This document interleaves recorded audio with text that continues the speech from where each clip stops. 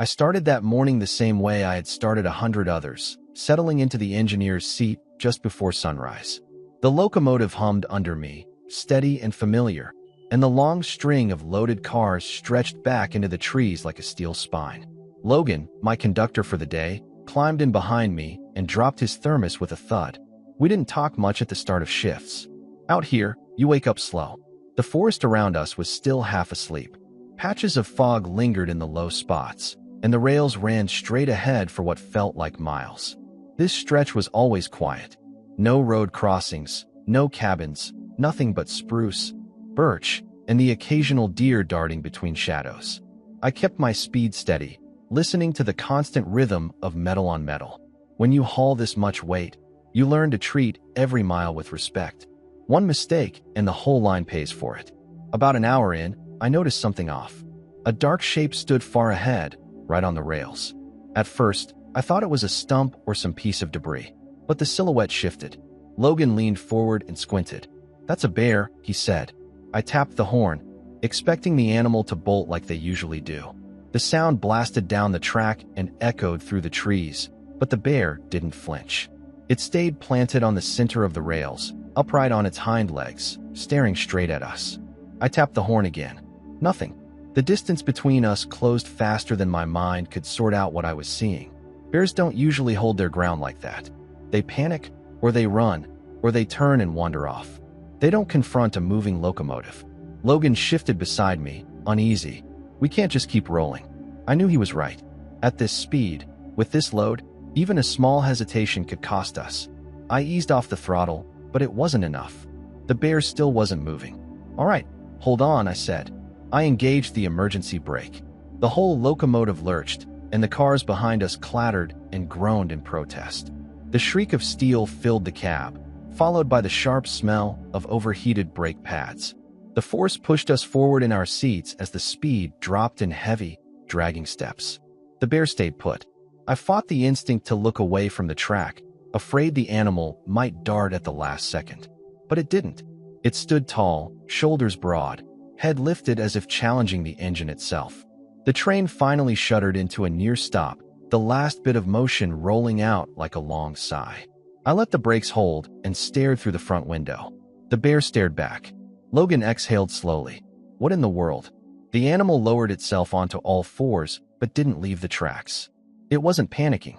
It wasn't confused. It was waiting for us, almost deliberately. I felt the hair on the back of my neck rise. I'd spent years running this line. I'd seen moose barrel across the rails, wolves lope along the edges, even the occasional cougar watching from a ridge. But I had never seen a bear behave with this kind of purpose. I pressed the radio and called dispatch. Maria answered with her usual clipped tone, already sensing something was wrong. "We've made an emergency stop," I said. "Bear on the track. Won't move." She went quiet for a moment, calculating delays, schedules, protocol. Then she said, "Keep me updated. If it clears, continue your run." I looked at the bear again. It wasn't clearing. If anything, it seemed even more focused on us than before. Logan gave me a sideways glance. "You think it's hurt? Or sick?" I watched its posture, its eyes, the steady way it breathed. No, this bear knew exactly what it was doing. For the first time that morning, I felt something settle in my gut, an uneasy, heavy feeling that this wasn't just an animal on the tracks. Something was wrong farther up the line, and whatever it was, the bear was making sure we didn't get there. For a moment, neither of us moved. The bear held its ground the way a guard dog might stand between a stranger and a gate. I kept my hand on the brake handle, feeling the weight of the cars behind us settling into stillness. Logan finally let out the breath he'd been holding and leaned closer to the windshield. "That's not just any bear," he said quietly. "Look at her size. That's a sow." I studied the animal again. The broad chest, the thick forearms, the way she kept shifting her weight. He was right. And there was something else. She wasn't watching us alone. Every few seconds, her head turned ever so slightly toward the tracks ahead.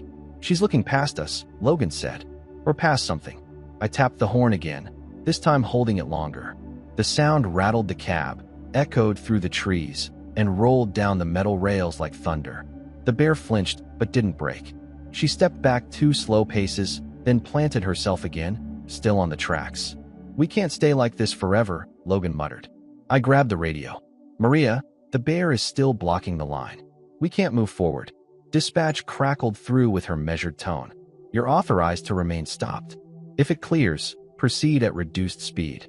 Reduced speed wasn't going to solve this. But rules were rules. We weren't supposed to leave the locomotive unless there was damage or a visible obstruction on the track. A bear didn't count as either. Let's inch forward, I said. See if she'll move. I eased the throttle just enough to nudge us ahead. The locomotive crawled forward, barely faster than a walk. The bear backed up again, step by step, but she never left the rails. She kept glancing forward, then right back at us. Logan's voice dropped. She's guiding us. That wasn't how bears behaved. But nothing about this situation lined up with anything I'd learned from years on the line. I kept the speed as low as the engine allowed, maybe 2 or 3 miles an hour, and watched her retreat down the track. She continued for what felt like a long stretch. The forest narrowed on both sides, closing around us. The air grew still, and the only sound was the slow clack of the wheels and the bear's heavy steps on the ties. You see that? Logan pointed forward. The bear's posture was changing. She kept stopping, looking at us, then turning her head sharply toward the trees. She seemed torn, wanting us to follow, but afraid to abandon whatever was ahead. Maria called back in. Travis, report status. Still moving slowly. Bear is staying on the track. There was a pause, then her curt reply. If the animal leaves the rails, resume normal speed. I didn't answer right away. I felt Logan watching me, waiting to see what I'd say. Finally, I pressed the radio. Copy, we'll monitor. As if she heard the words, the bear sped up a little, then slowed again. She let out a short, low sound. Not a growl, more like a frustrated breath, then suddenly bolted a few yards ahead and jumped off to the left side of the track. She disappeared into the brush so fast, I almost doubted she had been there at all. The track in front of us lay quiet, empty. But then, faint at first, came a metallic sound, like strained steel shifting under weight. Not the rhythmic clatter of wheels, not a loose bolt, not a fallen branch scraping. This sound was deeper, slower, almost alive. Logan heard it too. That's not normal. I stopped the locomotive again and leaned forward, listening. The noise pulsed through the rails, an intermittent groan, like something under the track was sagging, settling, or about to give way. The bear was gone, but she had led us right to this spot, and whatever was ahead was the reason she never let us pass. I kept the locomotive at a full stop and listened again. The groan under the tracks wasn't fading. If anything, it grew more uneven, like metal shifting against rotting wood. Logan stood beside me, both of us staring ahead as if we could see the problem through the trees. I grabbed the radio. Maria, we've got something wrong up ahead. Sounds like structural strain under the rails. Her reply came back clipped. Describe the obstruction. Not an obstruction. A sound. We need to check it. A long silence followed. Long enough for me to picture her frowning at her monitor, calculating delays we were already causing. You have 2 minutes for a visual inspection. Stay in radio range. That was as much permission as I was going to get. Logan and I climbed down onto the ballast. The smell of creosote from the ties mixed with the damp scent of the forest floor. Every sound seemed louder off the locomotive. The wind pushing through the branches, a distant bird, the muted drumming of water somewhere below.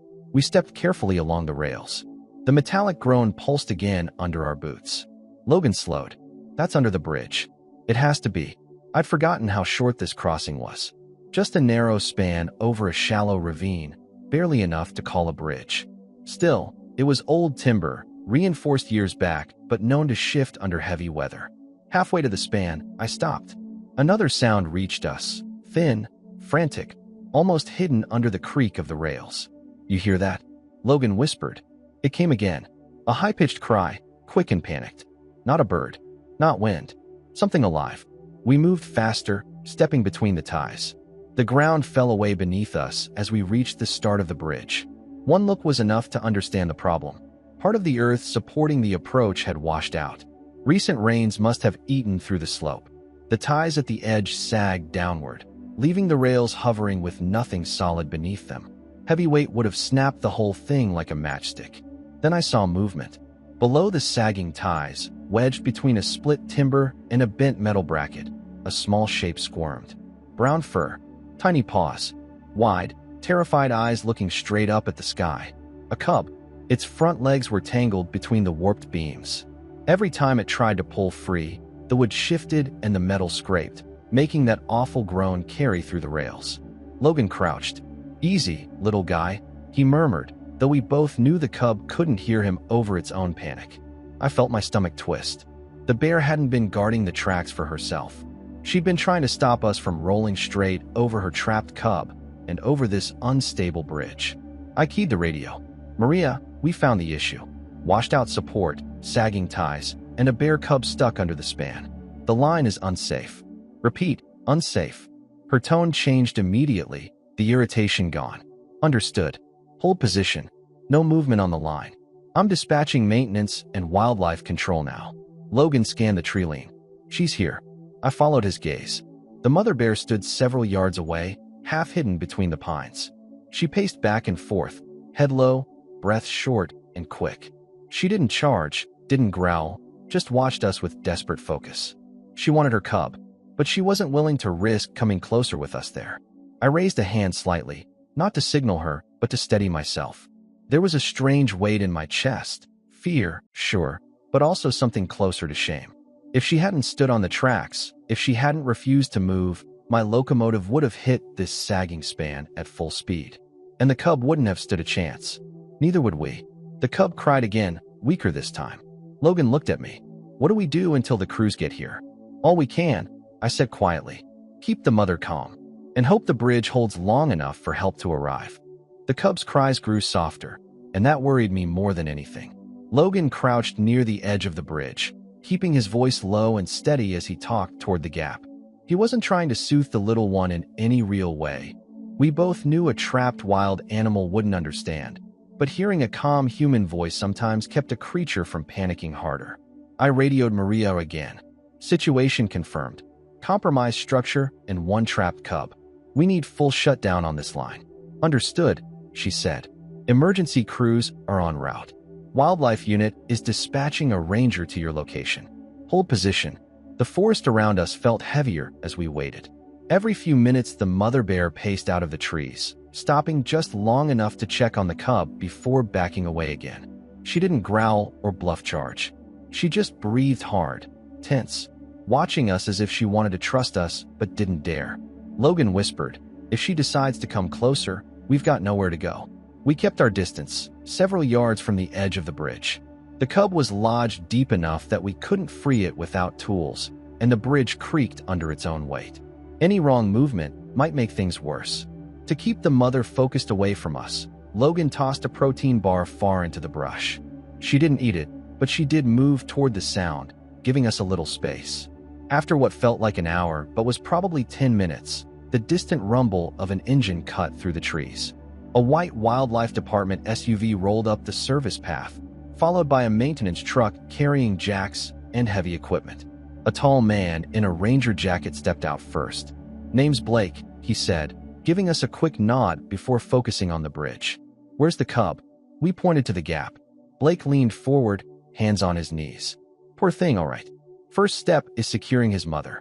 Two more wildlife officers moved toward the tree line with noise canisters, small metal tubes that crackled loudly when activated. They tossed one a safe distance behind the bear. The sharp pops startled her, but she didn't run far. She circled wider, staying within sight of the cub but giving the team room to work. "If she doesn't hold back, we'll have to sedate," Blake warned quietly. "She will," I said, surprising myself with how sure I sounded. Blake didn't argue. Instead, he signaled the maintenance crew. They brought over 2 hydraulic jacks and a pair of temporary support beams.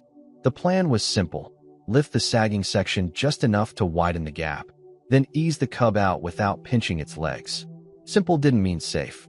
The first jack groaned as it pressed against the softened timber. The bridge shifted with a slow, warning creak. Everyone froze. Blake crouched again, checking the cub. Still breathing, but fading. "All right," he said. Again. Slow. The second jack lifted a fraction of an inch, then another. The beams steadied the frame. Logan lay flat, reaching in as far as he dared without risking collapse. I held his belt to keep him from sliding forward. "Come on, little one," he murmured. The cub cried weakly, then twisted just enough for its paw to slip free of the metal bracket.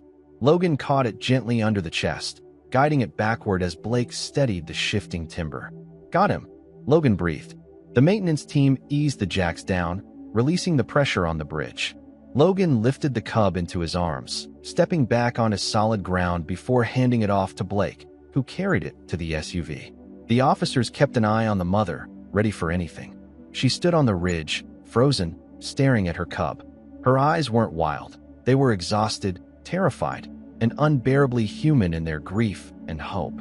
"You did good, girl," I whispered without thinking. The cub was checked quickly, no broken bones, just bruising and shock. They placed it gently into a padded carrier in the back of the SUV. The mother finally stepped closer, stopping near the rails. She didn't growl. She didn't charge. She just watched, breathing hard, waiting. Blake spoke softly to his team. "Once she's calm, we'll release him deeper in the forest with her." I stepped away, letting the professionals take over. The bridge crew began marking off the damaged section and unloading tools for a full temporary closure. I sat on the gravel slope beside the track, letting the tension drain out of my shoulders. The sun was dropping low, casting long, gold lines across the rails. The same rails that should have carried us forward, straight into disaster. Logan sat beside me. "We owe that bear our lives." I nodded. No argument there. Somewhere behind us, the cub cried again, stronger this time. And for the first time all day, I let myself breathe. The line reopened 12 days later. Long enough for the bridge crew to rebuild the washed-out section, reinforce the span, and install new monitoring sensors that would alert dispatch if the ground shifted again. When I walked into the depot that morning, a printed report was waiting on my locker. The summary was blunt. A failure in an old drainage channel had eroded the slope under the approach. Heavy rainfall accelerated the collapse. The bridge was one good hit away from folding. There it was in black and white. Confirmation that if we hadn't stopped when we did, the locomotive would have met the gap at full weight. The report didn't say the words "fatal derailment," but it didn't have to. Logan showed up beside me, coffee in hand. "You ready to go back out there?" I nodded, though my stomach felt tight. It wasn't fear, not exactly. More like respect. The kind you feel when you walk past a place where something went wrong, even if you weren't the one who lived through it. As we climbed into the locomotive, I thought about calling Blake. Before I could reach for my phone, it buzzed with a text. "Cub doing well. Splint on left leg. Releasing both deeper in the reserve today." Attached was a blurry photo. The cub in a crate, eyes clearer now, and the mother bear standing behind a screen of trees. Even in the picture, she looked worn out. Logan glanced at the message. "Good ending," he said quietly. We pulled out of the yard just after sunrise. The run felt familiar but different, like putting on an old jacket and realizing it still carries the smell of the last place you wore it. The forest closed in around us, calm and indifferent, as if the events from days earlier had been swallowed whole by the trees. When we neared the rebuilt bridge, I slowed down instinctively. The new supports gleamed under the morning light, and fresh gravel packed the shoulders of the rails. Warning signs marked the approach, and the new sensor box blinked a healthy green. Logan raised a brow. "You gonna baby this spot forever?" "Maybe," I said. "Maybe that's not a bad thing." We passed over the span smooth as glass. No groan, no shift, no hollow echo. Still, I kept my eyes on the tree-line. The rest of the run went by quietly. When we parked the train at the depot that evening, the usual joke started up. One of the older engineers clapped me on the shoulder. "Heard a bear saved your hide," he said. "That's a new one. Usually they just tip over trash cans." I smiled, but only halfway. Stories like that made it sound simple, like a punchline. But none of it felt simple. After the others filtered out, I sat on the edge of the loading platform and watched the sky settle into the last light of day. The rails stretched into the forest, silver and empty. Somewhere out there, that sow and her cub were moving deeper into the reserve, away from the tracks. I never saw her again. Maybe that was for the best. But every time I come around a bend and see a shape on the rails, a deer, a bobcat, even a fallen branch, I feel that same pull in my chest. Not anger, not annoyance, just the reminder that we're not the only ones with something to lose in these woods. And sometimes the only thing standing between us and disaster is a creature brave enough to stop us before we can see it for ourselves. Don't forget to subscribe so you won't miss new stories. And now just click the playlist or the next video on your screen.